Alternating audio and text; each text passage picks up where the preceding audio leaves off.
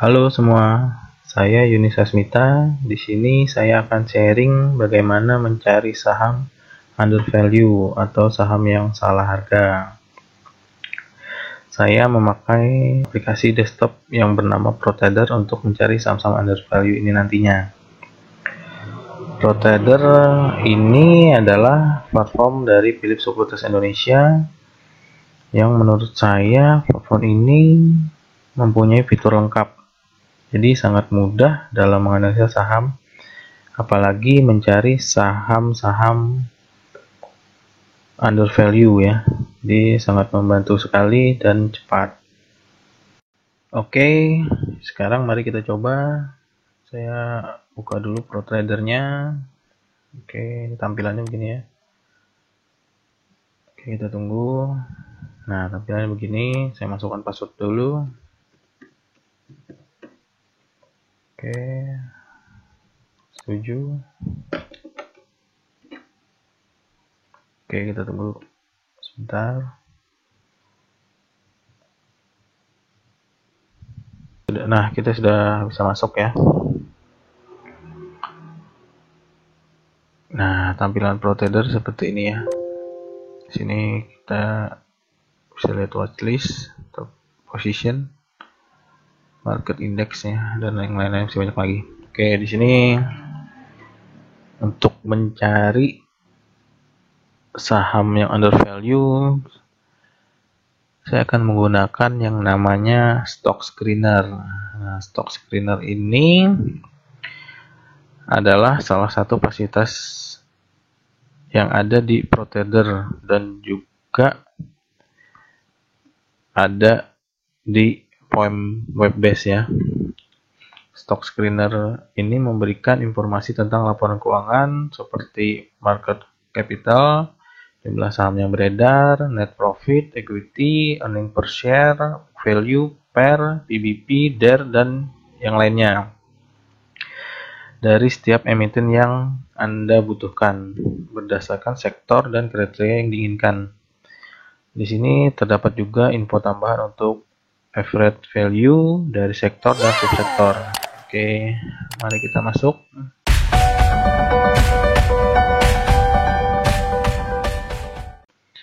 Pertama kita cari analisis ya, kita pilih analisis dulu.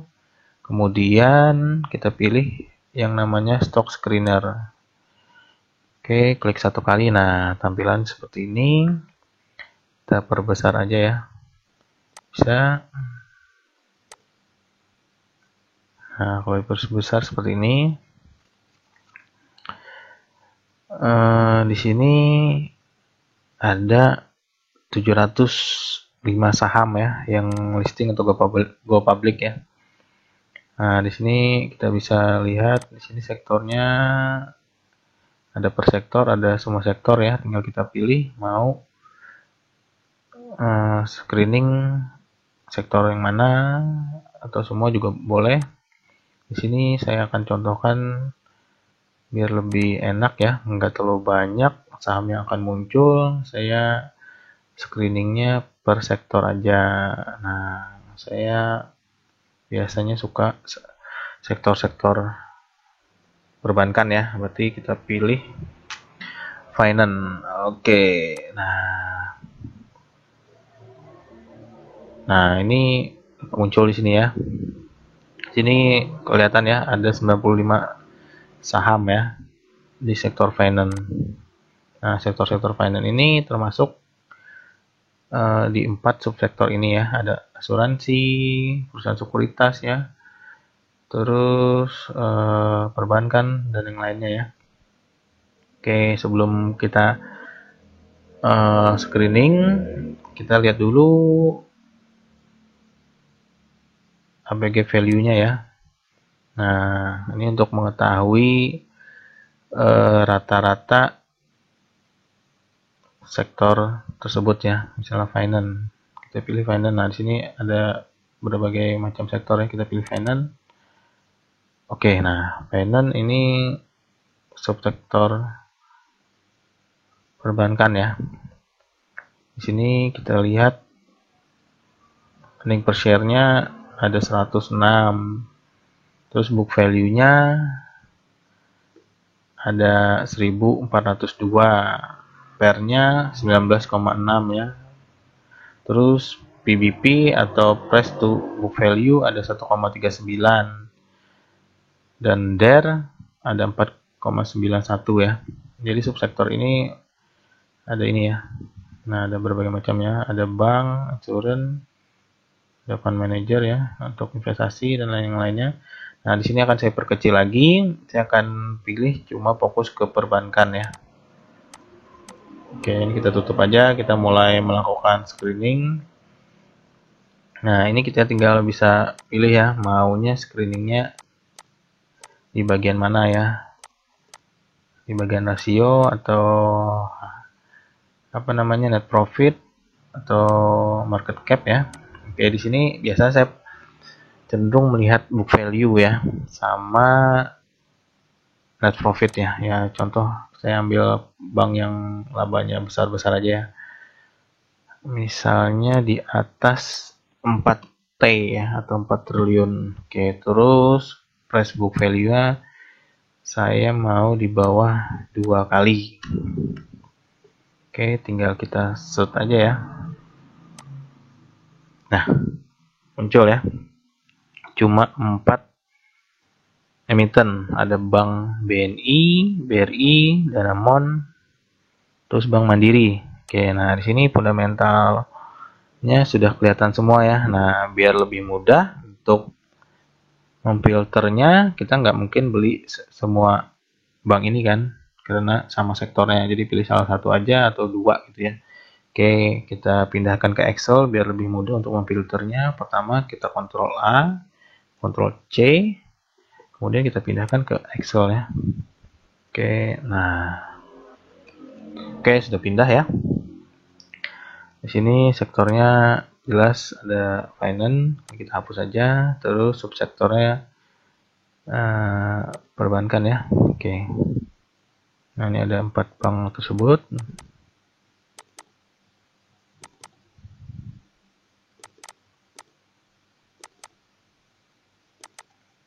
Oke, di sini udah tampilan seperti ini ya. Jadi tinggal kita memfilter rasio-rasionya. Oke, misalnya saya mau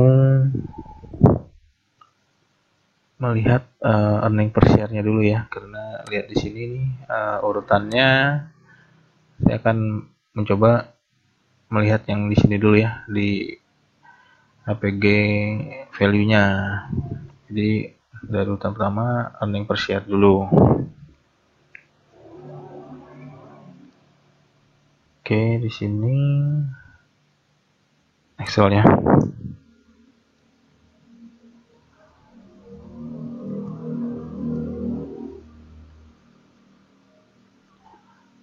Nah, di sini kita bisa lihat earning per share-nya saham Bank BNI ada di 824 rupiah ya. Bank BRI ada di 278 rupiah. Bank Danamon ada di 416 rupiah. Wah, ini besar sekali ya, dengan nilai segini, harga saham segini ya. Jadi dividennya ini besar nih. Kemudian ada Bank Mandiri 588. Oke. EPS ini dapatnya dari mana sih ya? Nah, EPS atau earning per share pembagian laba bersih yang diperoleh perusahaan dengan jumlah saham yang beredar. Bisa dibilang tingkat keuntungan yang mampu diraih oleh perusahaan pada saat menjalankan usahanya. Perhitungannya untuk mendapatkan nilai-nilai ini, net income ini ya, dibagi dengan jumlah saham yang beredar. Nah, ini ada di sini ya. Jadi net profit atau net income dibagi dengan jumlah saham yang beredar, maka mendapatkan hasil ini. Nah, itu ya untuk penjelasan dari EPS atau earning per share.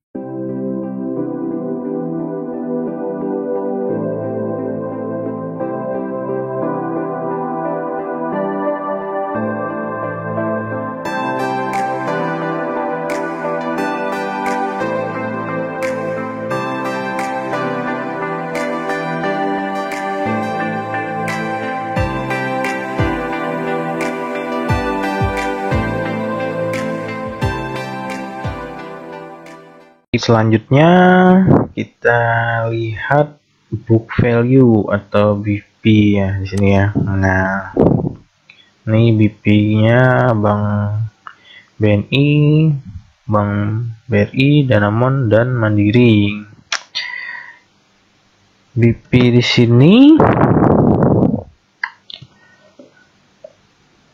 adalah nilai buku ya. Jadi BP di sini memperhitungkan nilai sebuah aset. Jadi kalau dalam fundamental analysis itu book value atau BP adalah modal bersih atau sisa kepemilikan aset yang telah dikurangi keseluruhan hutang ya.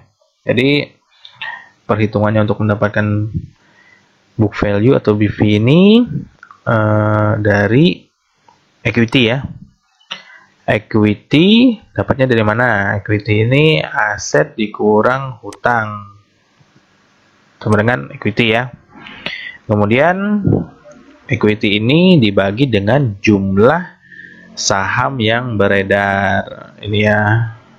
Nah, di sini maka akan mendapatkan besaran BP ini ya. Nah, besaran book value-nya ini.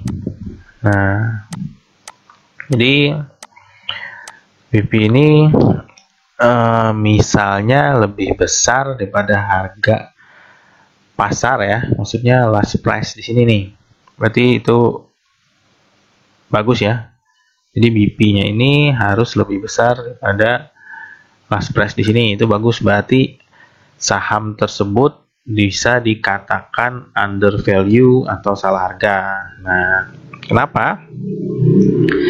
Dengan nilai equity, contoh ya, ini keempat bank ini saya ambil contohnya misalnya BNI ini. Nah, equity di sini ya, 157 triliun, namun dihargai cuma sebesar mana ya? Nih, market cap ya. 74 triliun. Jadi jauh banget ya harganya. Jadi ini salah harga banget. Atau contoh nih Bank Danamon. Bank Danamon book value-nya ada di Rp4.647. Harga pasarnya cuma 2.240. Dividennya juga besar ya. Nah, ini layak untuk dijadikan nabung saham. Ini boleh ya. Jadi ini oke banget.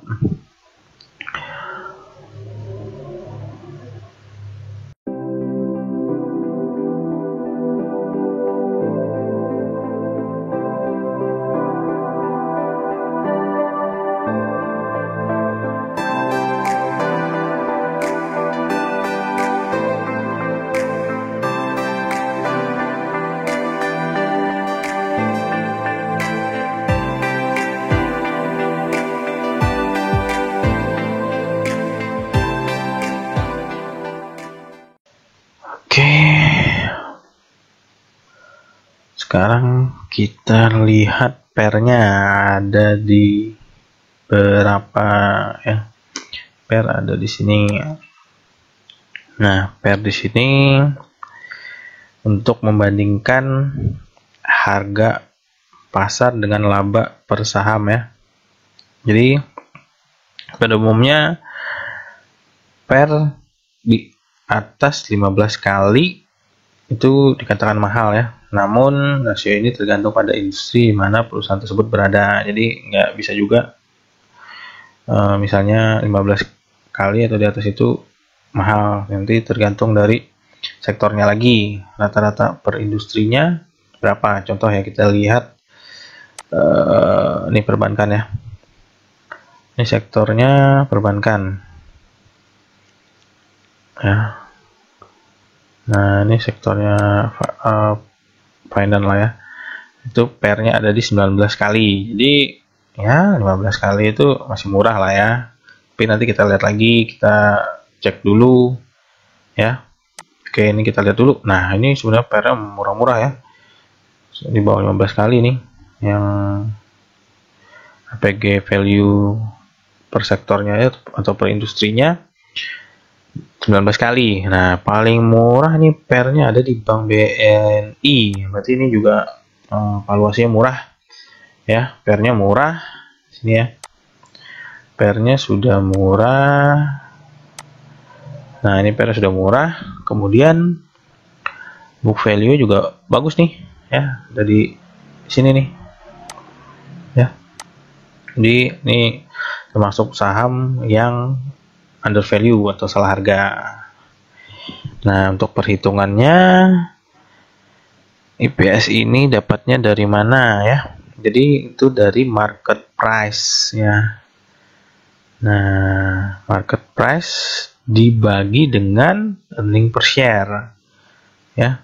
Jadi harganya ini ya, harga market price berarti ada di last price, harga terakhir, berarti harga pasar penutupan ya. Nah, ini ada di 399 3.990 dibagi dengan earning per share atau EPS-nya, maka menghasilkan per. Oke.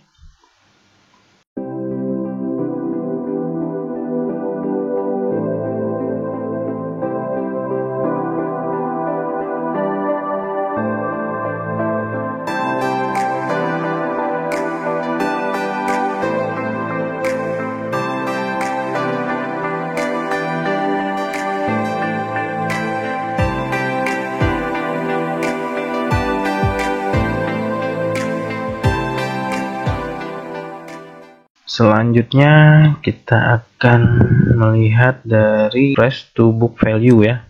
Nah, ada di sini. Di sini membandingkan harga pasar dengan nilai buku per sahamnya. Jadi ini PBP ini semakin rendah artinya harga saham perusahaan itu murah ya. Jadi misal sebaliknya PBP-nya tinggi berarti itu saham tersebut mahal. Nah, pada umumnya PBP di atas 2 kali itu dibilang mahal ya. Namun ya itu nanti kita kembalikan lagi ke dari per sektornya, kita analisa lagi ya. Di sini perhitungannya untuk mendapatkan price to book value ini dari market price ya. Jadi dari last price ini atau market price dibagi dengan book value ya. Nah, ini ya. Jadi dari last price ini dibagi dengan book value, nanti dapat berapa kalinya gitu ya untuk PBP-nya. Nah, kan tadi sudah saya bilang tadi umumnya PBP di atas 2 kali itu kemahalan. Nah, ternyata di sini banyak yang murah nih, murah semua nih ya. Coba kita lihat ya yang per sektornya APG-nya, PBP-nya. Oh, di sini coba ya. Sini nggak ada tercantum ya. Oh, ini ada nih. 1,39 kali ya. Oke, kita cek lagi. Nah, ini yang paling murah nih ada di ini nih, BNI sama Danamon. Ya, nah BRI sudah lumayan ya, yang paling murah ini ya. Saya kasih tanda. Nah, sama ini Bank Mandiri juga oke ya. Nah, ini bisa dibilang nih under value ya, Bank BNI, Bank Danamon, sama Bank Mandiri.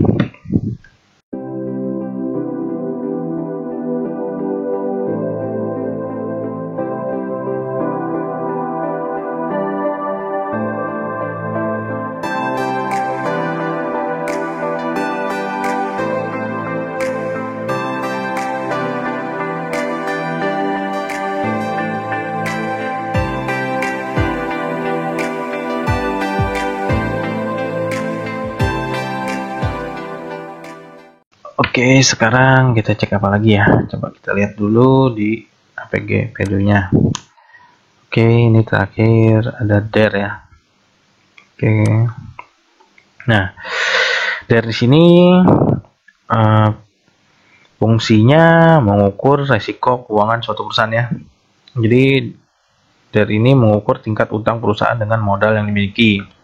Semakin rendah DER artinya semakin rendah tingkat utangnya. Jadi kalau sebaliknya, semakin tinggi DER artinya semakin besar tingkat utangnya. Nah, ini biasanya secara umum DER yang di atas 2 kali dikatakan memiliki utang yang tinggi ya. Tapi ya balik lagi nanti kita lihat sektornya ya. Per sektornya APG value-nya berapa. Oke, namun untuk saham-saham perbankan tuh ada pengecualian ya. Nah, di sektor-sektor keuangan itu kenapa? Perbankan itu kan dananya dari pihak tiga, atau bisa dibilang dari masyarakat ya, terus disalurkan ke masyarakat lagi. Nah, mereka itu kan sebagai wadah menghimpun dana masyarakat, kemudian kan disalurkan lagi ke masyarakat tersebut. Jadi, uang masyarakat itu diputar oleh perbankan tersebut ya, namun larinya ke masyarakat itu sendiri ya. Jadi contoh kayak apa ya, kita nabung atau kayak kita naruh deposito lah ya, terus dana kita yang kita taruh di bank itu diputar lagi kan ke penyaluran kredit ya, kita juga yang make itu ya. Nah, seperti itu. Jadi ya selisihnya itu keuntungan dari perusahaan perbankan ya. Rata-rata bunga kredit kan lebih besar daripada bunga tabungan atau deposito ya, sudah jelas ya, untuk keuntungan dari saham-saham keuangan ya. Jadi perhitungannya untuk debt to equity ratio atau DER ya, dinilai dari total utang ya, berarti liability ya. Nah, total utang ini dibagi dengan total equity. Ya, jelas ya. Jadi dapatnya DER di sini. Nah, jadi tadi kan semakin rendah DER maka semakin bagus ya. Nah, namun rata-rata kalau saham perbankan ini DER-nya di atas 2 kali ya. Tadi saya sebutkan tadi ya, karena dana dari pihak ketiga yang dari masyarakat tadi. Namun kita lihat dulu APG value-nya. Oke, DER-nya ada di 4,9 kali ya. Rata-ratanya kita cari, misal di bawah itu berarti itu sahamnya murah. Oke, 4,91 kali. Yang murah ada dua nih. Ya, Bank Danamon sama Bank Mandiri. Oke ya. Nah, ini ada dua ini ya. Yang ini juga masih oke. Nah, ini sudah agak kemahalan ya.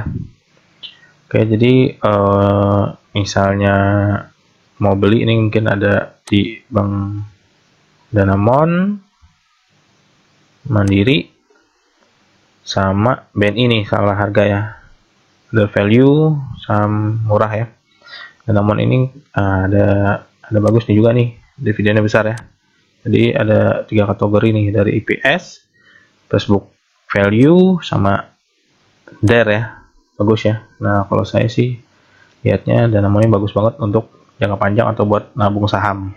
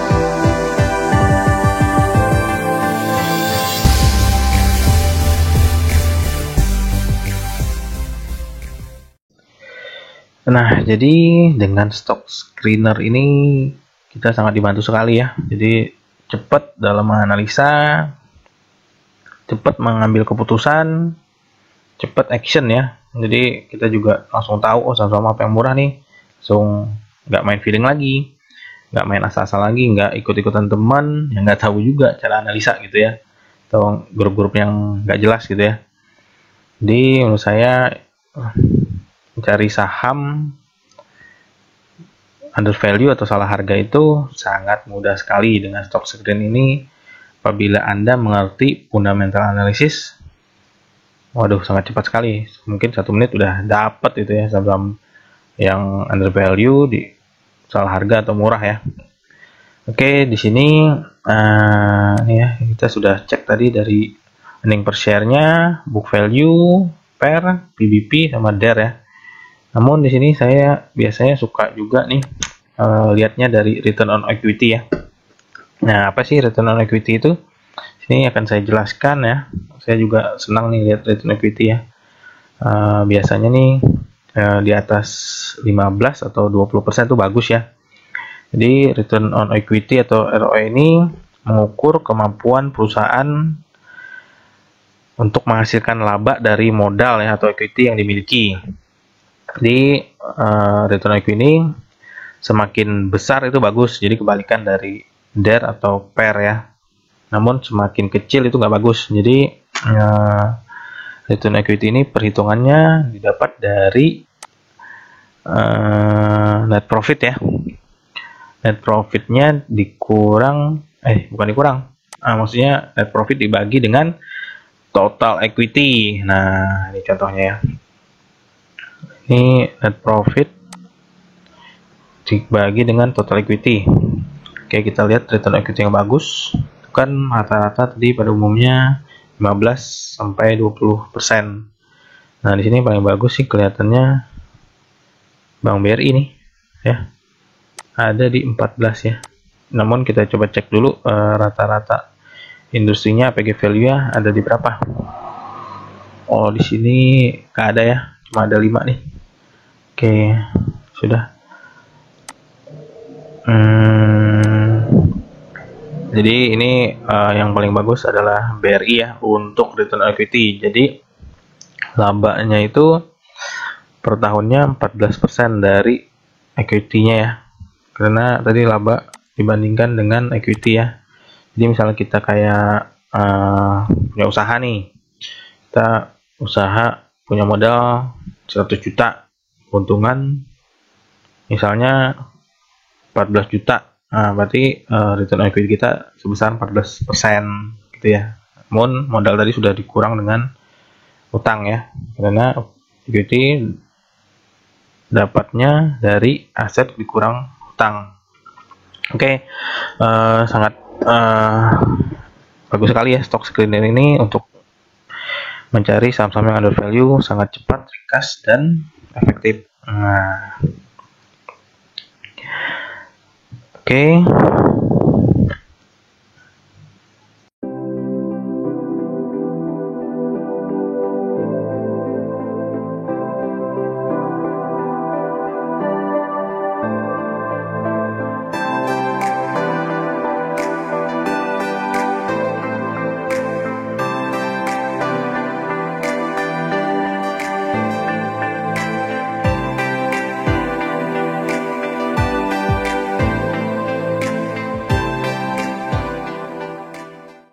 Oke, stock screener sangat mantap ya. Jadi dengan stock screener ini luar biasa ya. Oke, ini saya tutup dulu ya. Nah, ini tampilan pro trader begini. Jadi rasio-rasio yang telah saya sampaikan tersebut semoga dapat membantu Anda baik sebagai seorang trader maupun seorang investor untuk menemukan saham-saham perusahaan yang memiliki fundamental sehat namun salah harga atau under value, di mana harga saham perusahaan akan naik menuju harga wajarnya. Menurut saya itu cukup ya. Oke, terima kasih.